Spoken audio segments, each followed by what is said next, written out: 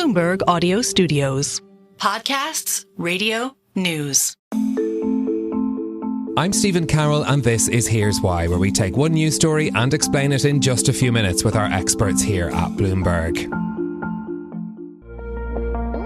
It was the nation's biggest property developer, a household name. So when they fall, it is a reflection of the falling of the wider sector, the popping of China's property bubble, if you will. There's already some signs as this is broadening to not just an Evergrande issue. China's authorities trying to rescue a third property developer from plunging into default. It's a problem for China. It's a problem for its housing market. It's a problem for the banks. So it's going to be a long road towards recovery for the China property sector. We might still see this continued consolidation and reduction in the number of property developers in China. It's one of China's biggest growth drivers, but the country's property market has been in a downward spiral for years. Plummeting prices have claimed many victims, including what was once the country's biggest developer by sales, Evergrande. Since 2022, Beijing has been taking steps to try to rein in a market that had gone too far. But the property slump continues to weigh on the economy, and more builders are at risk of collapse. Here's why China can't sort out its property market mess. Lulu Chen, who leads our team covering real estate in Asia, joins me now for more. Lulu, what's gone wrong in China's property sector? If you take a broader step back, the longer-term prospects of China's property market going up forever and ever was never sustainable. The country has reached a point where its population growth is slowing, and also supply and demand is basically at an equilibrium if you talk to some analysts. You know, people ask just what was the trigger, and it's hard to pinpoint, but if we had to put a timestamp on when the effects of the property crisis came into full swing, it probably happened after the government itself tried to pop the bubble by implementing a rule called 3 red lines. And that policy itself was to curb the amount of debt that China's property developers could take on. After that, the vast majority of real estate companies had trouble accessing credit, which quickly then spiraled to difficulty to pay their debts. And also they got locked out of the debt market. And then quickly it spiraled from there, where you started seeing the biggest developers, including Evergrande, having financial troubles, and then companies not being able to finish the construction projects that they already pre-sold to buyers. More than 4 years on, as of now, the country's property prices are still falling, and also new home sales transactions are also steepening their decline. So, with that context in mind, what has Beijing tried to do about the issue that was created by those measures they put in place back a few years ago? Short answer is the big bazooka that people have been waiting for has never really arrived. They've issued many sweeping measures trying to mend the issue, but we're not seeing a massive bailout for developers. That never came. They have eased financing for some developers and also have asked banks to ensure growth in residential mortgages.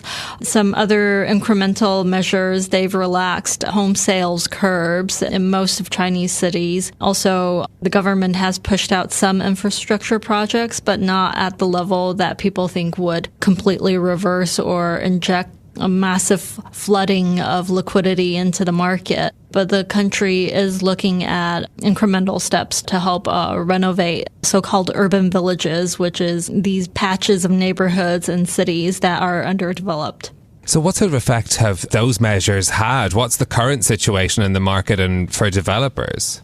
The immediate effect is that the scare that people had thinking that this would be a complete financial contagion collapse, that moment never came. So even with all the developer companies being liquidated or falling into distress, China's financial markets have largely remained firewalled from all of this. And part of it is because the banks that lend to these real estate companies huge parts of the loans are just being postponed in payment, so they get rollovers. And then I think for the developers themselves, if you look at all the developers who have been still buying land in the past year, it's largely state developers. Private companies are largely out of the market now, and the biggest companies that used to dominate the market, Country Garden, Vanke, Evergrande, these firms are still struggling, and most of the private developers are either facing huge significant challenges for restructuring their debt or have been outright ordered to be liquidated. What more could the government do in this area? Is there political will to act further? That's a great question.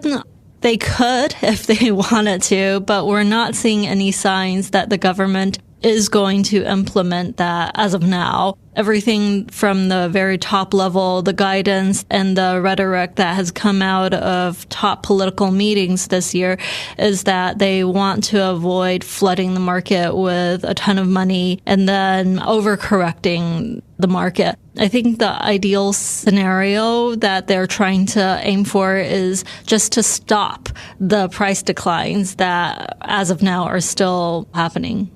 What's at stake for the broader Chinese economy here? Yeah, there's a lot at stake because so much of China's household wealth is tied to the property market. The country is now trying to revive or trying to encourage consumption, but with so much wealth evaporating and tied into the real estate market that's still declining, people are reluctant to spend. There's also been incidences that really shakes the core of the ruling party, which is that during the worst chapter of the property crisis, when developers were not able to deliver the pre-sold homes, it triggered widespread mortgage boycotts and also online protests where people outright refused to pay their bank loans.